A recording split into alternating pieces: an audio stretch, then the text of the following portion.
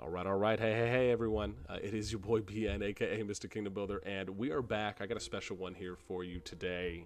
I am with, I guess, I don't know if it'd be too extravagant to say the one and only, but I will say a very important and unique individual we have for us that we're going to be interviewing today from the COD community.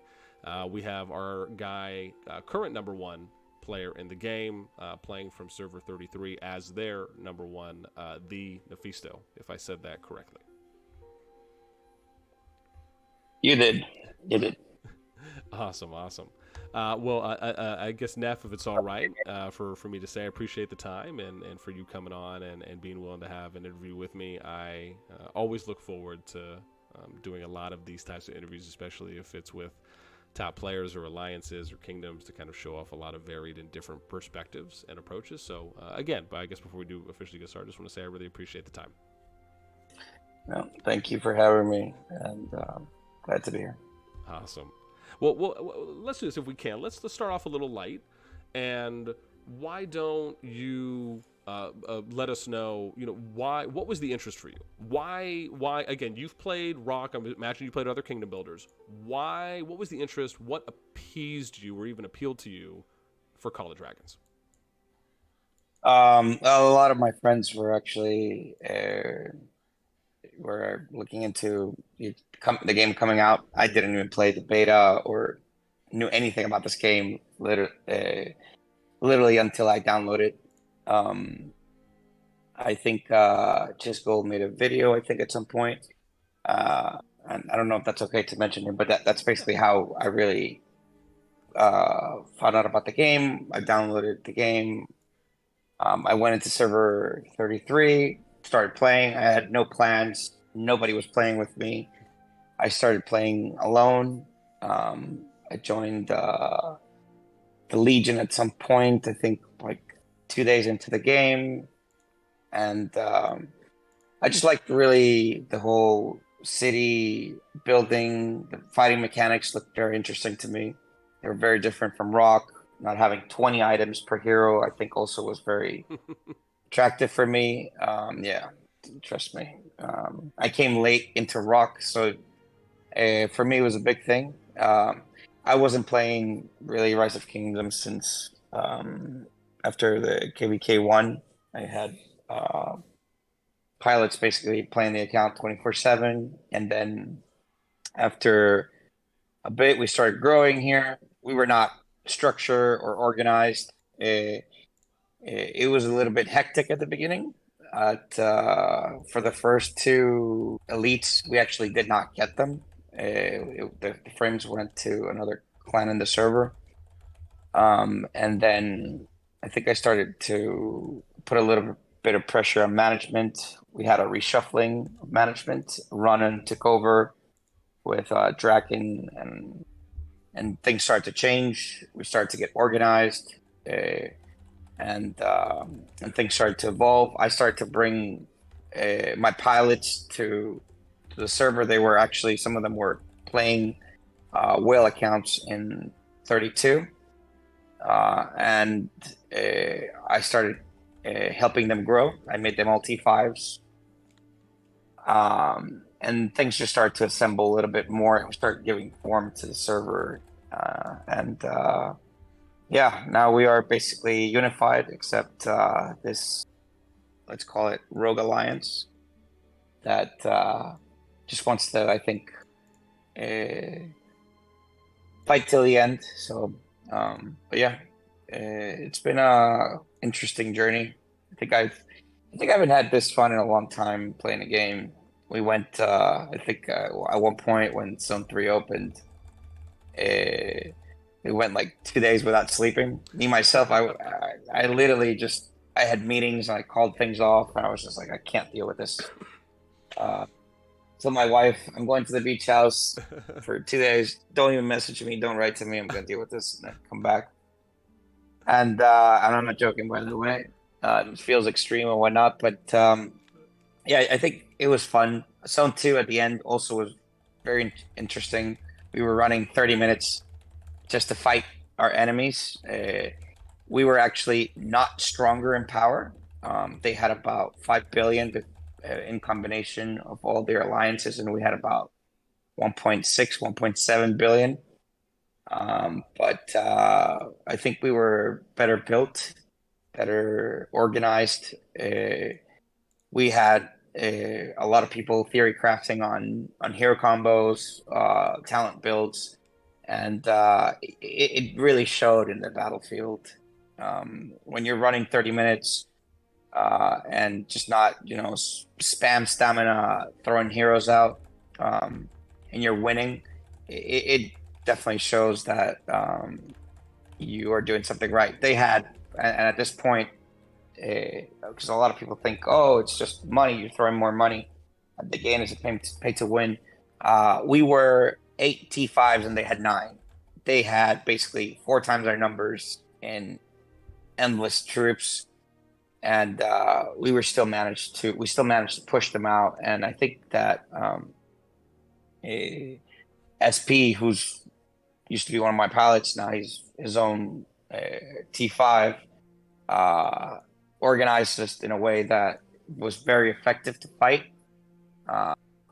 and we executed it right. And that comes from PvE to PvP.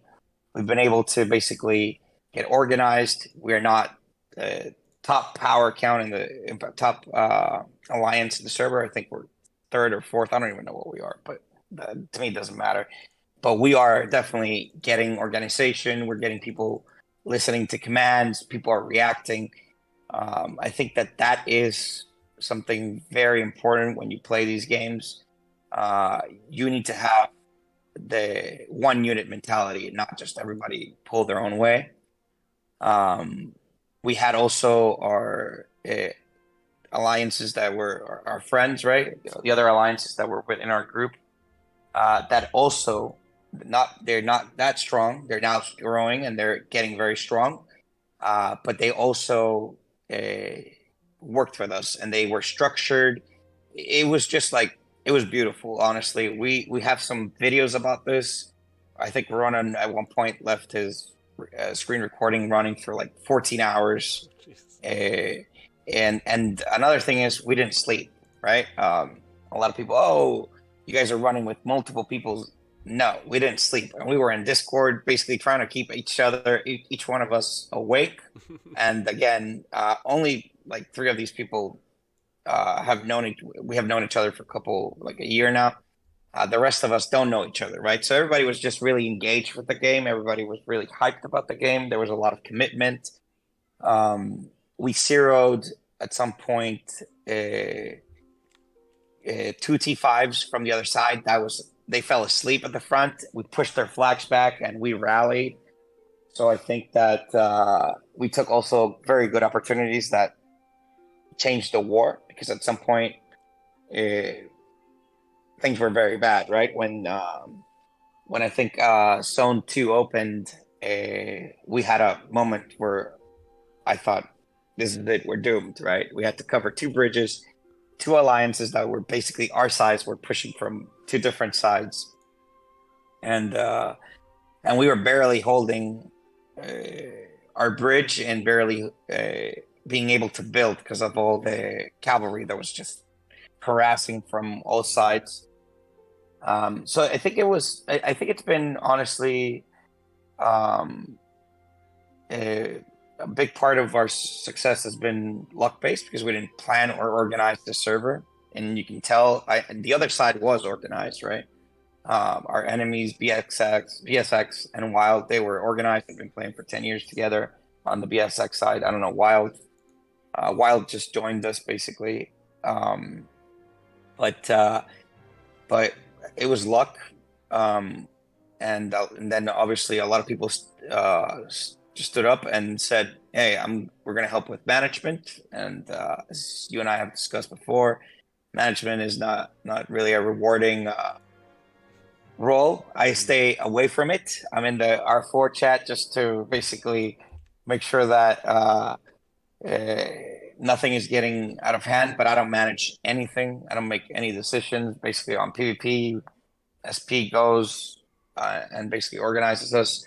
Ronan has done an amazing job basically of structuring the alliance, structuring our brother alliances and our sister alliances, and it's just I think it's actually really fun for me to play this game. In Rock, it was just like a hassle, right? So I know I have overextended my answer here, but yeah, that's basically honestly so far a quick brief of what's happened. We're preparing now for the merge. We don't really know what's going to happen. We're talking to a lot of alliances and other servers, but I think yeah, the elites also. That's where we've been struggling a little bit with elites, and it's because of the different time zones, right? With the war, you're fighting all the time, and if you have 10 people, you fight with 10 people. If you have 50, you fight with 50. But with the elites, I think one of the things that we've been doing, and it's been very successful, is if we have 10 people, we go in there with 10 people, we practice the mechanics individually with few people, right? So let's just say we need 60 people, and we're not going to get them all at the same time, where it's very hard to get all of the top 60 players on at the same time. So what we did was we start training in small groups, 5 and 10 people. The mechanics, especially with the Necro, we started doing this very aggressively with the Necro until we mastered those mechanics. And yesterday it paid off. I mean, it was just clean kill. We don't have again 20 T5s. I think we have like 12, or maybe I'm even wrong, not even 12. But you could see that the lower bandwidth of the damage and the damage taken at the bottom, and that's really what we were looking for, right?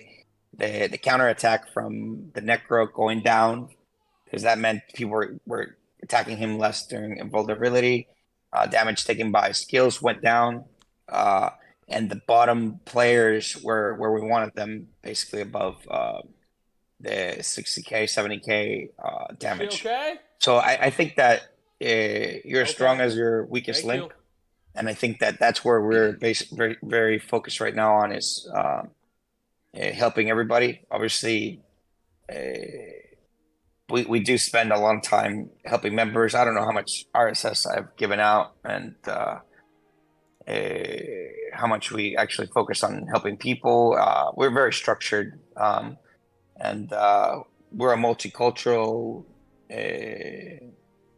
alliance. We have a lot of Europeans, a lot of people from the States, a lot of people from South America. We have a couple Chinese, I think people from Singapore. So I think we're a nice melting pot. For now, it's working. I don't know when the things evolve and we go into bigger servers and more bigger competition. I guess we will be tested. But I think for now, we want to create really the mold and the structure that we did not come in with. And again, one of the things I think is good about us is we're starting right now, right? We didn't come with 20 people from another game, and these people have priority. We don't have that. So everybody here has the opportunity to basically rise and actually become important and just pull their weight. And that's really what I think is different. I know, for example, Cisco clan was very organized coming in, and they've shown it, right? They're executing, they're playing very well. What they did in 32 was very impressive.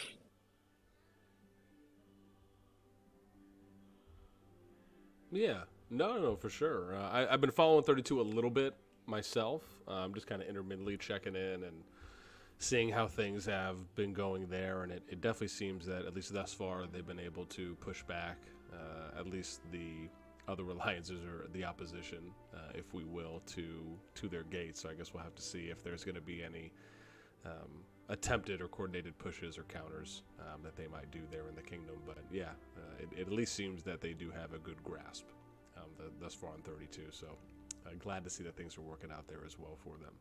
I guess if I can follow up again. I know there's a few things that were said there. I thought very interesting that you mentioned about the sometimes pushing off some work or pushing off meetings, or you said having to go to the beach house. It's funny because I often find, at least for myself, when it comes to kind of enjoying the management side of things, where I might try and do certain things or kind of finagle my work schedule in ways where I can generate more time at certain windows during the day, just to find more time to be online and I mean, uh, yeah, and playing, and so again, effortlessly understand that one there.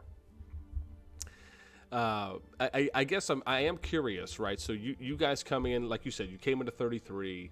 You did not necessarily have, as you're saying, a game plan. You didn't have a group. A lot of people that were coming in. What and again, from what you said, there was some fighting that happened early. I guess early to midway through, and then going into Zone 3. I know you mentioned two of the alliances that were involved, at least on that other side of the fight, specifically being, you said BXS, which is the Blood Oath Syndicate, and Wild Primal Instinct. I guess I'm curious on the fighting. You said there was a moment in Zone 2 where it felt as though, maybe this tide was going to change or turn. And obviously, given where you guys are at now, it does seem that you all now are in a position, not only as the strongest alliance for Legion, but you did mention trying to get some players over, which I'm assuming into Legion. I guess is the plan for you guys to try to assimilate the strongest, and you're just trying to kind of condense the strongest players into one alliance and then use the number 2 and down alliances as shells? Do you want the other alliances to still be at some level of active, or have a general level of yeah. activity? I guess what's the plan there? I am curious. That's a question probably more adequate for Ronan, but I would assume that we are right now gathering in Legion just because of the elites Okay. primarily. But obviously, we want the other alliances also to grow because uh, during Zone 2 and Zone 3, they were very important and they were key to our winning and our success to winning on the battlefield.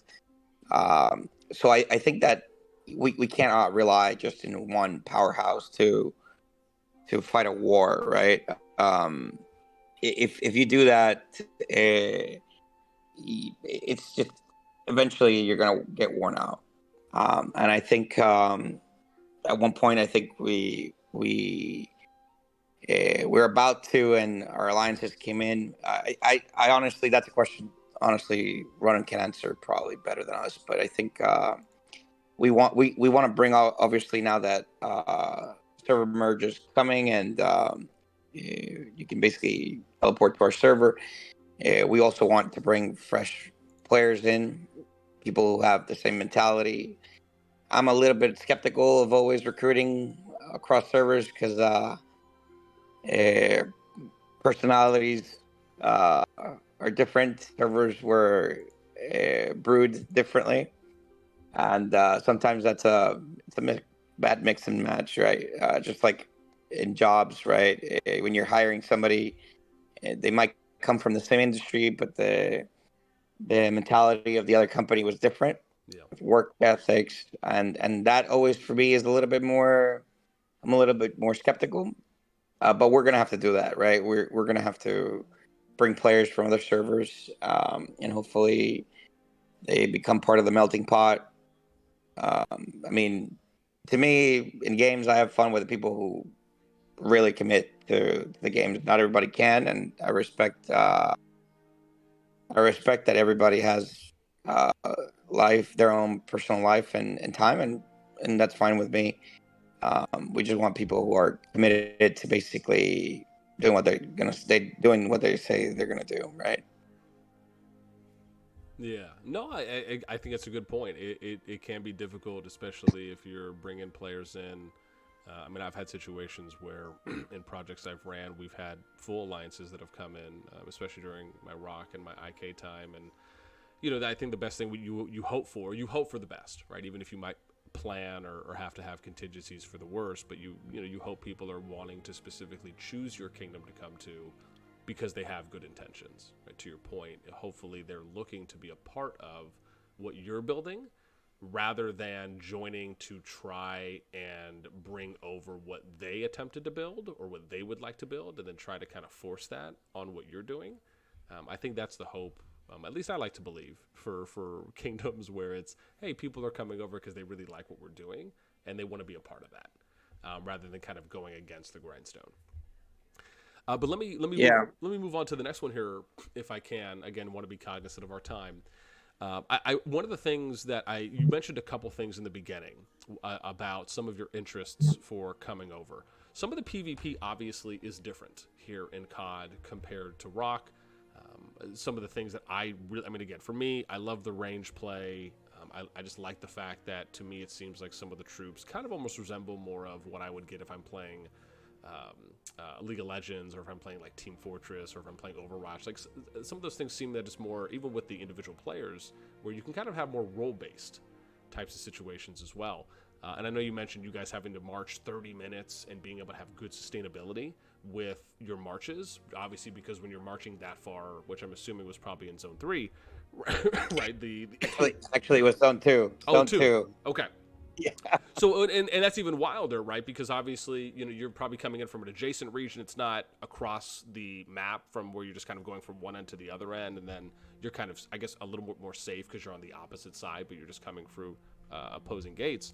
But clearly you have to have a level of sustainability. You have to have a level, especially if you're, because your redeployment times are obviously that much longer than if they're attacking you on your front, right? Their redeployment times are less. So you having to march that long and then actually keep your troops alive as long as possible, and hopefully winning those encounters as many times or as much as you're able to, I have to imagine is a testament to having some form of coordination, some form of organization, whether that's getting everyone on voice, having a game plan, using emojis or reactions so you guys can signal certain tactics or certain reads, as an example. But I want to ask you, how do you compare? What do you like about, if you do like the PvP in COD a little bit more than other games that you've played, and what are some of the unique things that you like about it?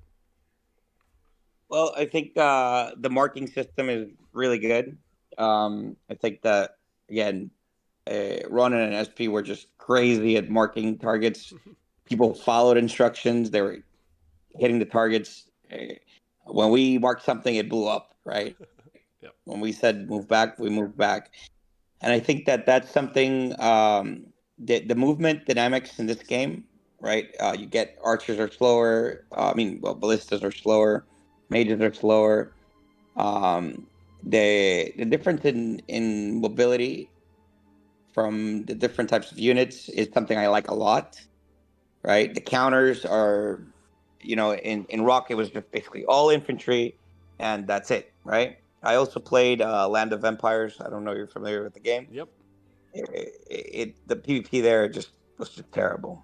I was the top account in the game in like 35 days, and the PvP there was just dreadful. The PvP in Rock, it just felt like a rally situation all the time, and it was just like fill the rally, fill the tower, and here it's more about open field battles. I think I like that dynamic more. I used to play Starcraft, Age of Empires, and for me, it's more of what I like man after my own heart. Gotta love those true RTSs. Yeah. So for me, I think that this game is more about it's more dynamic, right? It's not just stand in the pass and just zerg, and I think that we, again, when we were attacking, we were changing troops. We were not just doing the ordinary Emrys and Bakshi, and we were going through different types of strategies and cycling them, testing. We were having a lot of fun. I guess everybody was asked to be in Discord. A lot of them, a few were not there at times. Sometimes it was very late. Some people were playing next to their wives, and we're praying not to be caught at 4 a.m. still playing. But I think that the the whole dynamics of mobility, to be honest, is a big factor of why I like the game. Sometimes it's annoying. In actually, we even switched. One thing I liked is we switched, for example, alliances at one point in Zone Two because we were really far away, and we joined another alliance that was basically one of our allies. They were pretty weak, but our five of our T5s joined there. We couldn't teleport for 24 hours, but That cooldown. a yeah, because of the cooldown, which is also I think a good dynamic. I think Firelight really thought about some high end PvP thoroughly, and they tested mechanics well. You can see there's a lot of thought put into a lot of things here. But to give you an example, and we have this on video, it's actually probably one of the best PvP moments. And actually, in Zone 2, this was a breaking moment, right? We were basically stuck at one bridge about 30 minutes away. And, right, so they counted that we had to refresh, right? And so they went to refresh. And their T5s went back, and half the army stayed back. And we went back, but we teleported back with a staff of teleportation to our other units. We were not able to move our castles, but we were within our alliance, our sister alliance, and we could teleport into our zone, which was in front of that bridge. So when we came back with basically 30 T5s faster than they were, just as they were going back, we just walked through that bridge like it was butter. And I think that was just like the end of Zone 2. It was just a moment where our own enemies were just like, we did not expect that. That was basically awesome. And those kind of moments where it just make every one of these battles, and the long drawn out wait times before engaging, and it made it fun. There was a lot of moments like those, like we did crazy things and crazy strategies to get a little bit more in, or to just basically take a bridge. There was a point where we were going to get basically crushed from three sides. Oh, wow. And yeah, I'm telling you, I did not expect us to win the server. In fact, I think one of the other leaders of the other clans went on the Chinchi channel and basically said, "Oh, we're gonna send you to Zone 1, and from Zone 2, we're gonna send you to Zone 1." And I'll show you the map on Zone 2. we we uh we did something very impressive in Zone 2 against all odds. It was just like, it was crazy. I mean, and again, when you have three armies clashing on you from three sides, and you manage to push them back, um, it's you get a good feeling after that, right? And that basically, it was like a rally for our troops, and obviously demoralization for the other side. And after that, the morale just kept going up and up and up, and then we started taking the elites from them. Um, it was just like, it was like, I would say RNG. It was not something that was like structured or planned to take place. It was just like something fun, right? I think the summer is, I've been having a lot of fun, and that's why I'm spending on the game, right? Game is not fun. You're not going to spend money on it. A lot of people, I know a lot of people complain that I spend a lot of money or whatnot, but hey, I didn't make the game, dude. If there was a cap, yeah. I played also Art of Conquest. I don't know if you're familiar with the game. Yeah, AOC. Yep. I think they made a second one too, if I recall. Art of Conquest? Yeah, yeah. Someone was telling me they made an AOC two. I don't know how successful it is or Oh, not, but yeah, I played the first one, the original. oh, Yeah, so I don't know what Lilith. I don't know if Lilith did a second one, but yeah. So the fights that there were extremely fun, right? It was really fun. Obviously, uh, I was also one of the top whales in the game. The Chinese there were just crazy, though. I remember, and I know why they. For example, that one thing I do like about, and a lot of people are going to be like, I don't believe you, but the wheels, the concept of the wheel in the Lilith family of games has evolved dramatically. Right? In AOC, when you bought a, you could spend basically $200,000 in a wheel if you wanted to, Oh wow. and that was like the death because once you couldn't kill a player, there was no way to kill him. Like it's not like here, hey, I can be a whale, but uh, three people can kill me, or two people can kill me.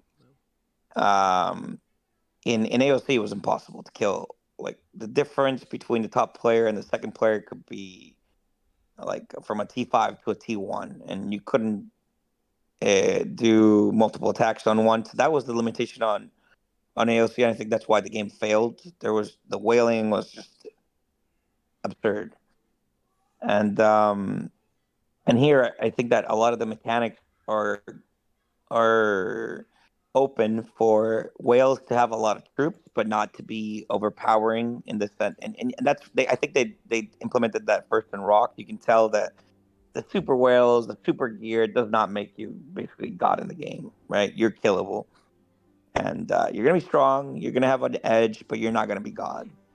Um, and yeah, and honestly, the only reason I have 200 million power right now is because of the healing, the troop healing. Otherwise, I would just not power any more. I still have like I don't know how many gems, like a couple million gems and a couple billion mana. I could train probably like another 50, 60 million troops. I still have I don't know how many years and speed ups, but honestly, there's no point anymore for me to go up in power unless there's a Zenith. Do you know if there's a Zenith coming? If there, sorry, you said if there's incentives. Zenith, a Zenith, like in Rock, like a power up event where they Oh, give. oh, sorry, sorry, Zenith with a Z. Sorry, I was hearing Yeah, something different. sorry. No, no, you're fine. Um, gosh, the only I don't know if there is gonna. I don't know if there's a consistent one. I know there's the 500 mil one you get from the weekly challenges, or sorry, 500k. I think I should say, and then the power up one from one of the stages in the MGE variant, which is our SLE. But I'd have to check again. I have a list of all of them on my spreadsheet. Yeah, they need to. If you ask me, they need to add like castle skins, Skins could be frames, dope. or hero skins just to get like 2-3% power. That used to be that's something that I'm actually um, puzzled why Lilith didn't implement that in Rock. In AOC, that was like something big. Getting the skin off the wheel was something big.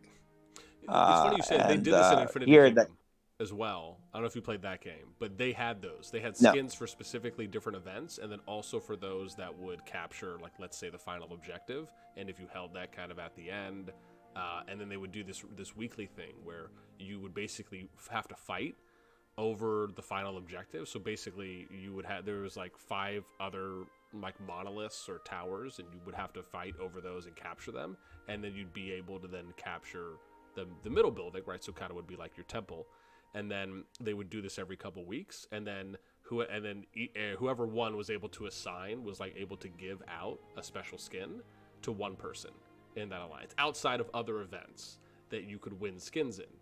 Like if you unlocked a certain gated hero, or if you accomplished something else that like anyone could do in the kingdom, whether it be an event or something else, they would have different types of skins that you could do. It's kind of a nice way. So again, it sounds similar, but I'm with you on the skins. That's actually something I agree with. yeah, I think the skins for the castles are fun too. I think that in Rock that was a good idea. You should implement that here. It also adds different strategy, right? We still don't have enough heroes for people to be basically focused on one unit, but that's Yeah. coming. I think once the seasons evolve, there's more heroes. People are going to be focusing on either being mages or being uh, archers or being infantry. I think that's one thing like the game is lacking right now, specialization, and it's because of I think the stage where we are in the game. I hope that they do evolve that because I think that's going to be very very interesting for PvP. And again, PvE is fun, right? I rated in World of Warcraft for many years, and it's fun and let's go get the elite skins and whatnot. But everybody wants the PvP, right? It's crazy. We say the war, and like there was 5 people online, and then suddenly it just spreads like a plague. We have 100 people online for battle. We say there's an elite raid, maybe we get 50 people online. Maybe we get 80 people online, depending on the boss. For the magma, we got a few. For the necro, we were very close to killing. We had been practicing with small tactical units, so a lot of people showed, but it seems like PVE is not what they should be focusing on. To be honest,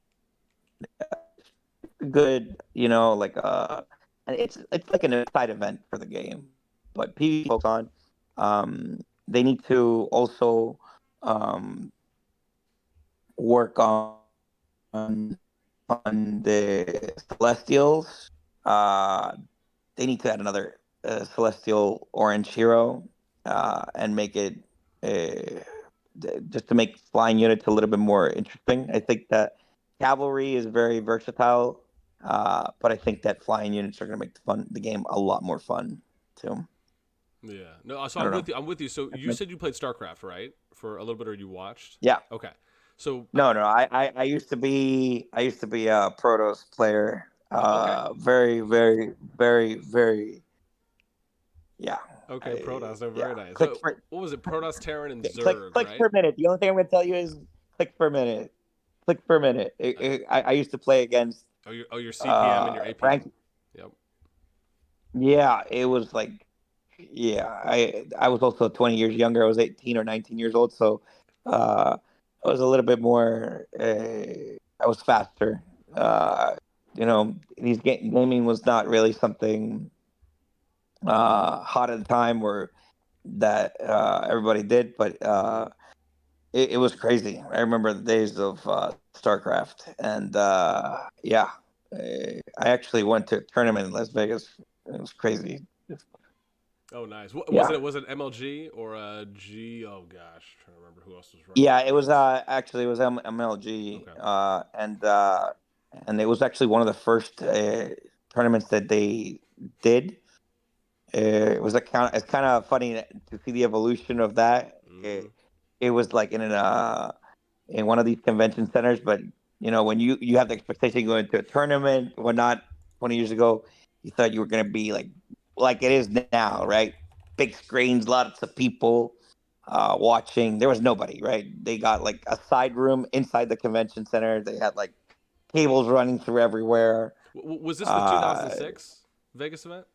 I don't I Okay. don't remember Okay. when it was, but it was like 20 years ago. But it was not, it was not this grandiose. The final was a little bit more, but the pre rounds were just not fun. Oh yeah. So yeah, so I actually had the opportunity to go to a couple events. I actually used to go and do interviews at some of the MLG and other types of events that were going on. This was kind of back around that time as well, so I think we're probably closer in age, if you will. But those were things that I used to go, and I remember from some of the early events. It was almost like they took those, oh gosh, like those terminal, like those movie theater type poles, and then it had the little Velcro that would extend out, Yeah, and yeah, and that was it. Like it was either that. I mean, they honestly could have used caution tape at that point because it was more or less the same thing, and then they would just box you in to a rectangle. At least if you were watching like the Halo or the FPS stuff that was going on outside of the PC stations, and then basically everyone would just crowd around you, right? Like that. It was so, I don't know. It was so organic, right? When you really think about it, because it wasn't, as you said, in the early rounds and the group stages, that's what it was. It was people would just walk out onto the floor, the players. They would go hop under the rope or hop under the guard Velcro, etc., and then everyone would just pile in. It was like a big mosh pit that just embodied the players, and everyone was just watching in that way. It wasn't like there was stands or anything, obviously, until they added some of those things on, whether it be in the finals or for later events. But no, that's so funny that you mentioned that, because I definitely remember a lot of that. Let me, if I can, pivot a bit here, or I actually want to add on. You mentioned a couple things that you like about the game, and obviously some things that you would like to see in the game. Is there anything else that really comes to your mind? I know you mentioned as far as maybe honing in a bit more and expanding on the PvP side. I think one of the big examples that really stick out to me is having, like, I love the range concept, but to me, I feel like as you were saying, I think they need to add more depth to this. Like, for example, when you're on a hill, or you're on an elevated plane, like a ridge or something, where you're overlooking a canyon or a choke point, the range is the same. There's no increased range, right? Like, that's something I'd love for them to do. Like, if you're up on if you're elevated, if you add terrain. Yeah, give them like 10% range increase. Like, nothing astronomical, right? Maybe 5%, whatever it may be. But give some type of small percentage advantage where if you're going up, if you're on top of a ramp or something, you can shoot a little bit farther than if you're on the same playing field. Like, little things like that. Like, I remember in StarCraft. Yeah, I mean, you could do also, for example, cavalry moves faster in grass, lower in sand, plus damage on the hill. If you're at the bottom, you're going to be basically also hamstring at 5% less damage. Yeah. I think that is where the game is going to have to go. And if they don't do that, they're going to miss a big opportunity. I totally agree with what you just said. Yeah, and for me, it's funny, as I get a lot of that stuff from StarCraft and from other games, right? Like, if you look, like, as an example, if you look at something like counterattack damage, I'm not a believer in counterattack damage. At least the reason I say this is because, to me, it seems like it's too handicapped of a system. The way I really view it, and I've talked about this in videos, is that how I view it is it's very simple. You're either online and you're attacking someone, where you actually have to choose to attack them. So if you're online and you have troops on the field and you're not paying attention and you get caught off guard, which again is kind of more real simulated war-like environment. Like, you got to think about it. If there's two soldiers on the battle, this is how I view it. If there's two soldiers on the battlefield and they each have rifles, and one person notices the other one first and they shoot them, that person that did not notice is not going to have some type of knee-jerk, immediate reaction, and it's like, oh, I'm going to pinpoint exactly where this person is and automatically fire back the moment that I'm hit. Like, to me, that just doesn't make any sense. So how I've always viewed it is that you have to be paying attention, and if you haven't clicked your unit to select and attack another unit, you should not be hitting them with any type of counterattack damage. You should be taking 100% of that damage and dealing nothing until you select the unit to go and attack. And I think if they did something like that, it would take this game to a whole nother level, because that's where you're really starting to get into, like, the true skill element. Yeah, you're responsible. Don't get me into counterattack. We can be here all day. Oh, I just wanted to say that. Yeah, I'm sure we could. I don't know if you feel the same way, but that's how I feel about it. The counterattack mechanic is just it's impossible to balance. And I don't think these people tested that enough, to be honest. I think that they just thought it was going to be cool to have counterattack in the game. But you can tell that they have no idea what they were doing when they added that in. It's just... I'd rather not go into that. I get you. Well, let's do this. Counterattack to me is a ridiculous thing. And it's going to get, by the way, on the new servers, when they add the 5-star and 6-star on legendaries, on all the heroes, counterattack is going to be a very, very, very big problem. So whales are going to be more whalish at the beginning, and I think that they're going to realize the problem that they have in the new servers. Rather, the ones that are established already, there's a lot of people already grown, and actually. Let me tell you, now that I think about this, that's going to be a big problem, because when we go back to 0 on all the heroes or whatever, we restart, whales are going to stop. Whales are just going to be ripping through people with the 6 stars and more talents, right? I've heard that from 0 to 50, I'm sorry, you're going to be CP, and 50 to 60 is going to be basically PvP leveling. Yep. So whales are just going to.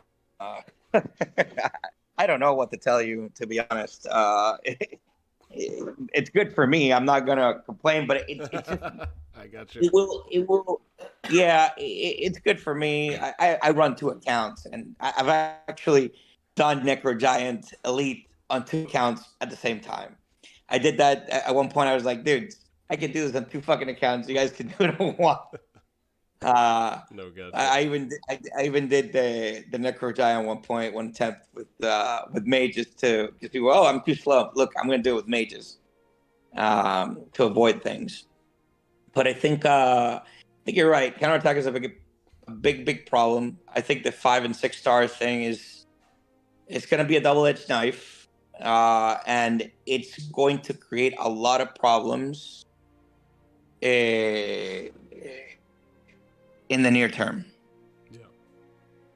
No, I think those are valid and good points. So I think the challenge is that it extends the. I think by doing that, you're just it's like you're moving the goalpost, right? You're just moving it that much farther away. Because to me, the way I've always viewed the reset system is that, and I do like it generally. If we're just talking like the general idea behind reset, I do like what their hope and what their intent was.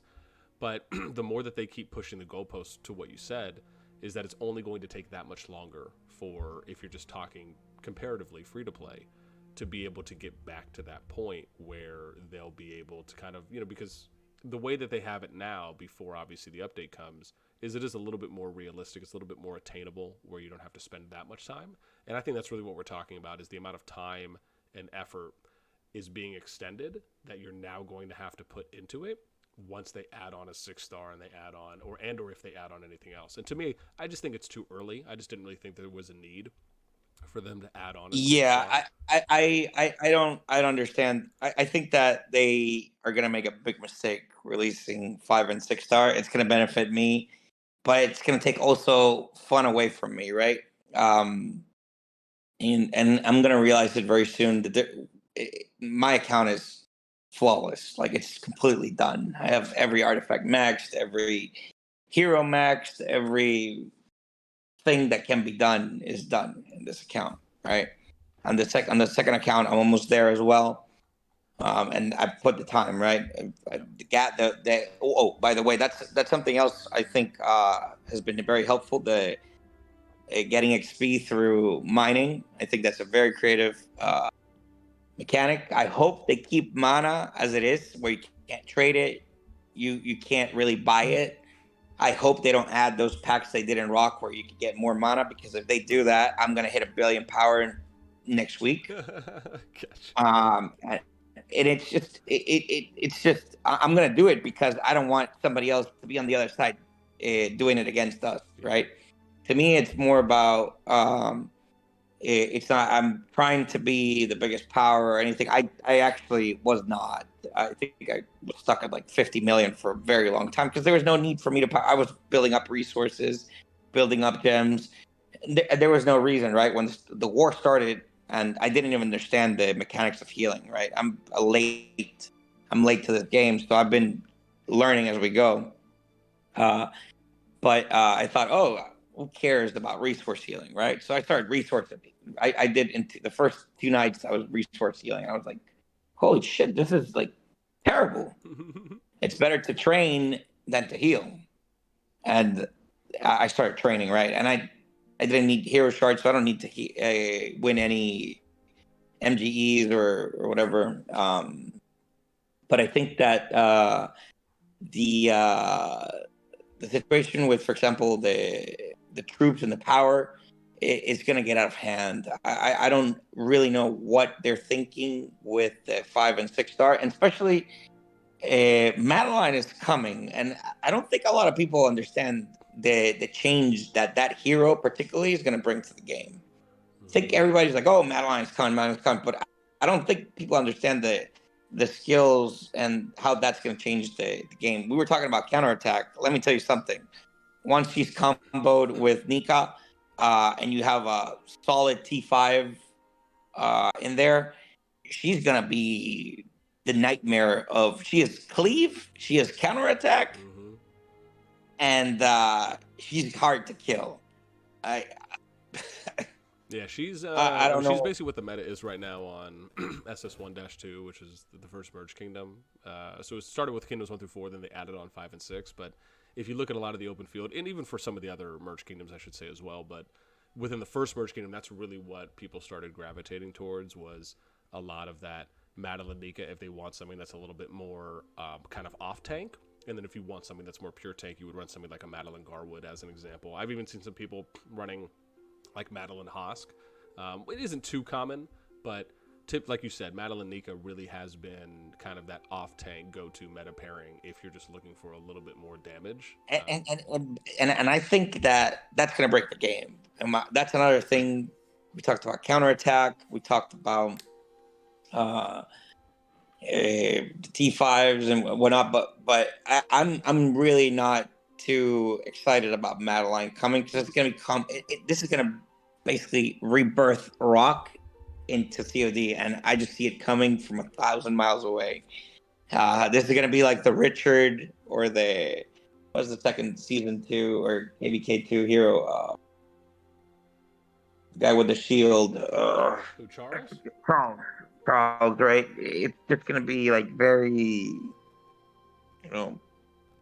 one thing is the meta, right? And right now, nothing is the meta. Right now, every style is valid. Cavalry is not strong enough.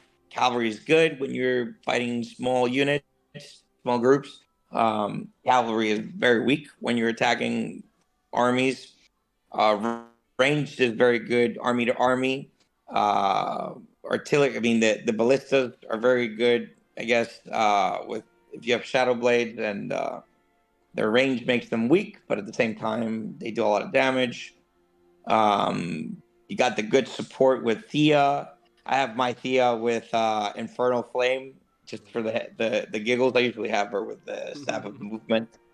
But and suddenly out of the blue, right? The artifact pops up, and I got a burst of damage, right? And you have now. I use, and a lot of people use different combos on the open field, but I use Nika and Garwood just again to soak some damage, intercepts and whatnot. But right now, I feel like the game is at a very well balanced point where there's not something overpowering at anything, right? Yeah. But that's gonna change. By the way, I gotta go. No, I got you. I was about to call it. Thank you for your time. Yeah.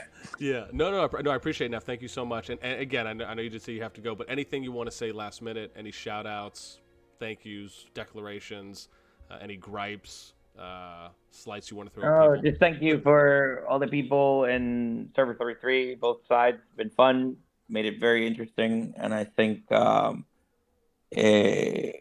we've accomplished a lot. People have had a lot of endless nights, and I think that everybody needs to be shouted out, not anybody in particular. The management, obviously, non-grateful job, but I'm also thankful for them, and they've done a very good job.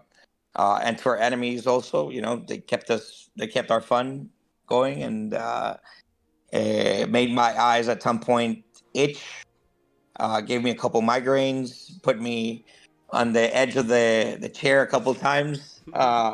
But again, that's really right, the fun of the game. We've had bad exchanges in the world chat, but that's part of the game, and it's just okay, right? It's fun, and